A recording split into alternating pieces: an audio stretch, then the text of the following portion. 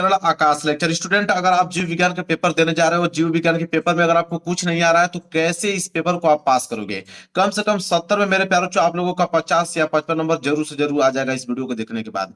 मेरे प्यारों बच्चों, अगर आप बायोलॉजी में आप कुछ नहीं पढ़े हो, बिल्कुल आपका बायोलॉजी तैयार नहीं है, तो इस पेपर की मदद से मेरे प्यारों बच्चों जो ट्रिक आपको बताऊंगा उस ट्रिक की मदद से मेरे प्यारों बच्चों आराम से मैं अगर बात हूँ तो 50 से 55 नंबर बिल्कुल गारंटी के साथ आप ला सकते हो। देख सकते हो मेरे पास 2025 का एक पेपर है जीव विज्ञान का, और इस पेपर को मैं खुद ट्रिक की मदद से सॉल्व करने वाला हूँ। कौन सा ट्रिक आपको लगाना है कि कोई भी प्रश्न नहीं आता है तो कैसे उसको अटेम्प्ट करोगे कि एग्जामिनर आप लोगों को नंबर दे दे। बहुत बेहतरीन तरीका में बताने वाला, इस वीडियो को जरूर जरूर शेयर कर देना। चैनल पर नए हो तो चैनल को जरूर सब्सक्राइब कर लेना। सबसे पहले मेरे प्यार जो आपके पास आएगा बहुविकल्पीय प्रश्न, ठीक है। कितने बहुविकल्पीय प्रश्न रहेंगे मेरे पास? जो 4 बहुविकल्पीय प्रश्न रहेंगे। अब 4 बहुविकल्पीय प्रश्नों को कैसे करना है देखिए। सबसे पहले आप लोग कीजिएगा, जैसे पहला पेज आता है सबसे पहले आप बहुविकल्पीय प्रश्न हेडिंग डालें यहाँ पे, ताकि एग्जामिनर को ये मालूम चल पाए कि आपने कौन सा प्रश्न किया हुआ है, ठीक है। तो सबसे पहले बहुविकल्पीय ही प्रश्न आएगा, तो सबसे पहले आप बहुविकल्पीय प्रश्न यहाँ पे बना देंगे हेडिंग। ये आपकी मेन हेडिंग हो गया बहुविकल्पीय प्रश्न का। अब देखिए कौन सा ट्रिक आप लगाओगे अगर क्वेश्चन नहीं आ रहा है तो। इसके बाद स्केल की सहायता से इसके नीचे कर दीजिए आप अंडरलाइन, ताकि दिखने में जो है बेहतरीन लगे, ठीक है। बहुविकल्पीय प्रश्न। इसके बाद एक काम और कीजिएगा कि आप यहाँ कॉर्नर में रोल नंबर अपना जरूर से जरूर डाल दीजिएगा, ताकि आप लोगों का कोई कॉपी चेंज न कर पाए, ठीक है। आप बेहतरीन नंबर आप ला पाए। बहुविकल्पीय प्रश्न आपने डाल दिया। अब देखिए बहुविकल्पीय प्रश्न में प्रश्न उत्तर संख्या पहले का क आया है, तो प्रश्न उत्तर संख्या पहले का क है, तो आप सिंपल यहाँ पे लिखोगे प्रश्न उत्तर संख्या पहले का क। प्रश्न उत्तर संख्या पहले का क है तो आप डालोगे प्रश्न उत्तर संख्या पहले का क, ठीक है। आप देखिए फिर इसके नीचे भी आप स्केल की सहायता से क्या कर दोगे, अंडरलाइन कर दोगे, दिखने में आप लोगों का अच्छा लगेगा। अब यहाँ पे 4 विकल्प दिए गए हैं, ठीक है।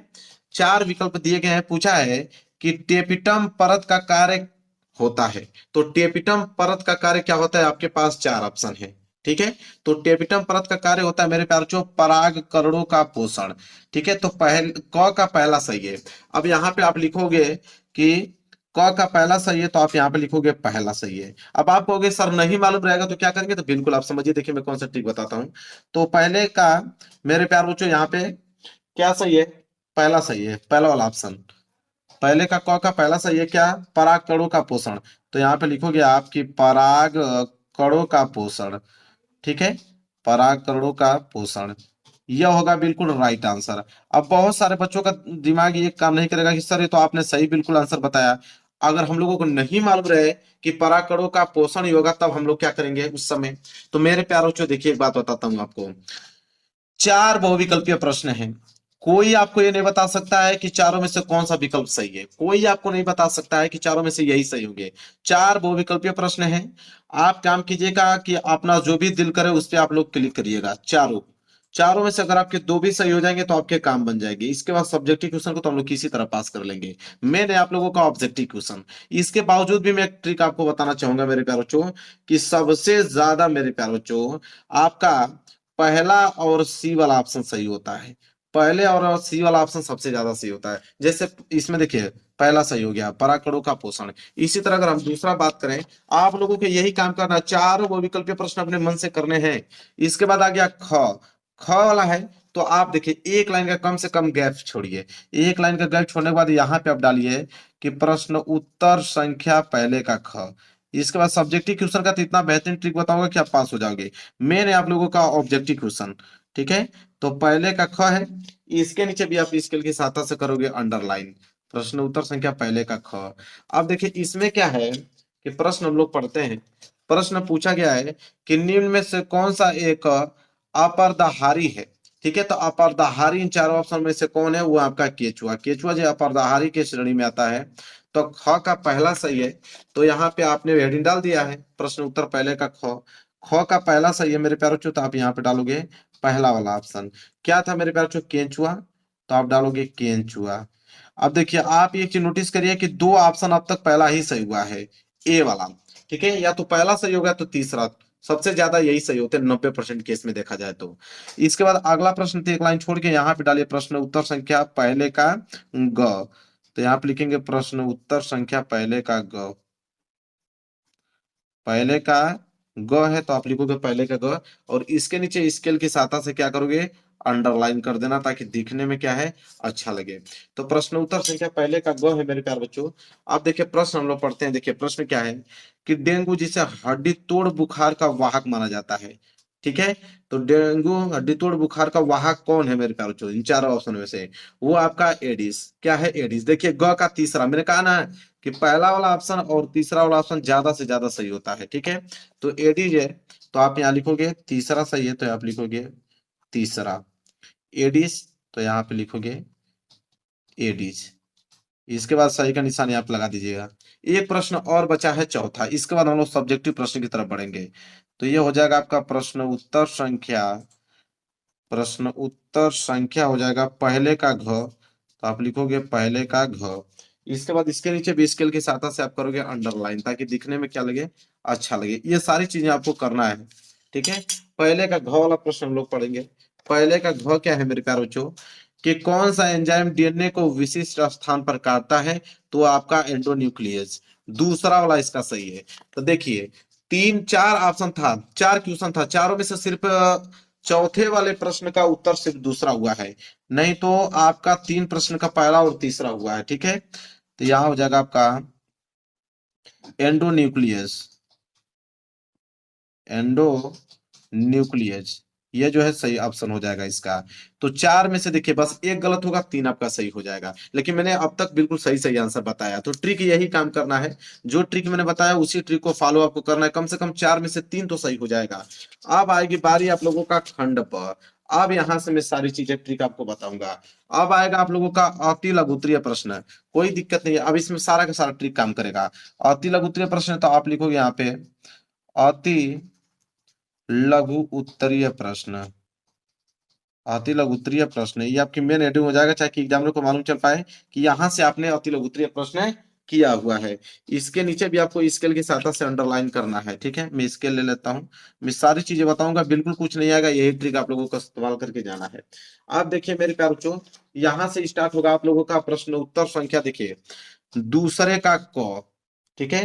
प्रश्न उत्तर संख्या दूसरे का क स्टार्ट है। अब देखिए प्रश्न उत्तर संख्या दूसरे का क क्या है, कह रहा है कि शुक्राणुओं को पोषण प्रदान करने वाली कोशिकाओं के नाम लिखिए। एक नंबर के लिए प्रश्न है, तो दूसरे का क है, तो आप डालेंगे प्रश्न उत्तर संख्या दूसरे का क। अब इसका ट्रिक समझिए कि कौन सा इसमें दिमाग लगाएंगे अगर कोई प्रश्न नहीं आ रहा है, ठीक है। तो दूसरे का क वाला प्रश्न इसके नीचे स्केल की सहायता से अंडरलाइन कर दीजिएगा। अब यहाँ पे प्रश्न यह था कि शुक्राणुओं को पोषण प्रदान करने वाली कोशिकाओं के नाम लिखिए। अब मेरे प्यारे बच्चों आपको मालूम नहीं, मैं सही आंसर बता दूं, सर्टोली कोशिका होती है, ठीक है। कौन सी कोशिका होती है? सर्टोली कोशिका होती है। अब ट्रिक समझिए मेरे प्यारे बच्चों कि इसका ट्रिक क्या है। अगर आपको नहीं मालूम है कि सर्टोली कोशिकाएं होंगी तब क्या करेंगे आप मेरे प्यारे बच्चों, तो यहाँ पे देखिए किसी भी कोशिकाओं का अगर आपको नाम मालूम है, किसी भी कोशिकाओं का अगर आपको नाम मालूम है, तो यहाँ पे आप क्या कर दीजिएगा, फिलअप कर दीजिएगा। किसी भी कोशिकाओं का अगर नाम मालूम है तो यहाँ फिलअप कर दीजिएगा। अब बहुत सारे बच्चों कमेंट आएगा सर हम लोगों को कोशिकाओं का नाम मालूम नहीं रहेगा तब क्या करेंगे, कोई जरूरी नहीं है। देखिए आप यही कर दीजिए पॉलीमेरेज, देखिए ये जो ऑप्शन है इसी का भर दीजिए, ठीक है। नहीं तो न्यूक्लियस भर रहा है, इसको भर दीजिए, या एनोफिलीज आपको दिख रहा है यही वाला ऑप्शन में लिख दीजिए। इसका आंसर कुछ ना कुछ यहाँ पे लिख दीजिए। सही आंसर तो सर्टोली कोशिका होगा, लेकिन अगर आपको नहीं आएगा तो मैंने अब तीन चार ऑप्शन बता दिया है, वही चीज यहाँ पे फिलअप कर दिया, आपको नंबर मिल जाएगा, ठीक है। यह काम आपको करना है। इसके बाद अगर हम बात करें प्रश्न उत्तर संख्या दूसरे का ख, तो यहाँ पे पहले हेडिंग बनाएंगे एक लाइन छोड़कर कि प्रश्न उत्तर संख्या दूसरे का ख है, तो आप लिखोगे दूसरे का ख। इसके नीचे स्केल की सहायता से क्या करोगे, अंडरलाइन करोगे। अब देखिए यह क्या है, दूसरे का ख वाला प्रश्न क्या पूछा हुआ है मेरे ख्याल से। देखिए पूछा है कि एमटीपी और जिफ्ट का पूरा नाम लिखिए। फुल फॉर्म पूछा हुआ है मेरे प्यार चो, ठीक है। आधे आधे नंबर के हिसाब से एक नंबर मिलेगा। देखिए फुल फॉर्म का ट्रिक आपको बताता हूँ, कोई भी फुल फॉर्म आ जाए मेरे प्यार बच्चों। देखिए पहला है आपका एमटीपी का फुल फॉर्म, तो अगर इसका रियल फुल फॉर्म देखें तो इसका नाम जो होता है रियल, वो होता है आपका मेडिकल, ठीक है। Medical termination, medical termination of pregnancy, of pregnancy, यह मेरे प्यारों चो इसका नाम होता है जिसे हम लोग गर्भपात कहते हैं। तो इसका फुल फॉर्म हुआ मेडिकल टर्मिनेशन ऑफ प्रेगनेंसी। अब आपका दिमाग काम करेगा कि सर अगर नहीं मालूम रहेगा तब क्या करेंगे। अब देखिए कोई भी फुल फॉर्म नाम लिख रही है, कोई भी फुल फॉर्म, तो यहां से बस इतना याद रखिए कि एम से पहला लेटर स्टार्ट होना चाहिए। एम से पहला लेटर स्टार्ट होना चाहिए, बाद में आप कुछ भी लिखे कोई फर्क नहीं पड़ता है। इसी तरह टी का अगर मान लो जैसे टी का टर्मिनेशन है, तो यहाँ पे टी का फुल फॉर्म लिख लो तो टी आगे लिख दो, बाकी इसमें कुछ भी आगे जोड़ के एक कोई मीनिंगफुल वर्ड बना लीजिए। ठीक है।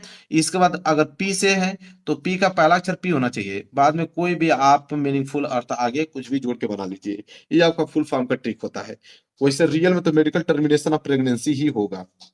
इसी तरह देखिए, अगर आपको पूछे जिफ्ट, पूछा था ना कि जिफ्ट का फुल फॉर्म क्या होगा, अगर रियल देखें तो इसका होगा जाइगोट। क्या होगा मेरे प्यार बच्चों, जाइगोट। आई से होगा इंटरफेलोपियन। ठीक है, तो यहाँ पे लिखेंगे इंटरफेलोपियन, फेलोपियन। ठीक है, फेलोपियन। और टी से होगा मेरे प्यार बच्चों ट्रांसफर। ठीक है, क्या होगा, ट्रांसफर, ट्रांसफर। ठीक है। अब देखिए, जे से जाइगोट, आई से हो गया इंट्रा, एफ से फैलोपियन और टी से ट्रांसफर। ठीक है, इसका मतलब होता है जाइगोट इंट्रोफेलियन ट्रांसफर। अब देखो, अगर आपको मालूम नहीं रहेगा कि इसका फुल फॉर्म कैसे लिखें, तो आप पहला अक्षर जेड लिखें, इसके बाद मेरे प्यार जो कुछ भी आप जोड़ दीजिए इसके आगे, आपको नंबर मिल जाएगा। आई से लिखना है तो आई लिख दीजिए, आई के बाद कुछ भी आप वर्ड जोड़ दीजिए। इसी तरह आपका एफ है तो पहला अक्षर एफ होना चाहिए, इसके बाद कुछ भी आप वर्ड जोड़ दीजिए। इसी तरह टी है तो टी जोड़ दीजिए, आगे कुछ भी आप वर्ड जोड़ दीजिए। ये आपका फुल फॉर्म का ट्रिक होता है। अगर नहीं आता है तो सबसे बेहतरीन तरीका है नंबर उठाने का यही, फुल फॉर्म के लिए अगर बताऊं तो आपको। इसके बाद मेरे प्यारे बच्चों,